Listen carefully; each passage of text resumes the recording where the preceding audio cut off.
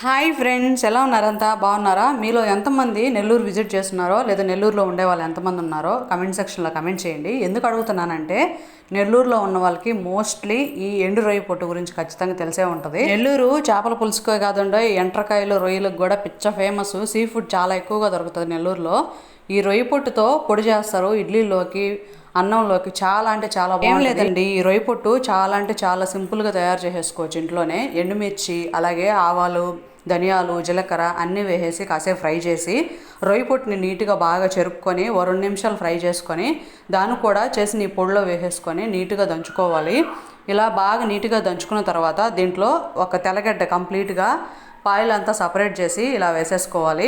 దీన్ని బాగా మెత్తగా ఈ పొడిలో కలిసిపోయేలాగా దంచాలి. ఇదైతే టిఫిన్స్లోకి కానీ అన్నంలోకి కానీ ఒక్క స్పూన్ నెయ్యి వేసుకుని తింటే స్వర్గంలాగా ఉంటుంది. ఒక బాక్స్లో వేసి ఉంచుకుంటే ఇది 3 నెలల వరకు స్టోరేజ్ ఉంటుంది. ట్రై చేస్తారు.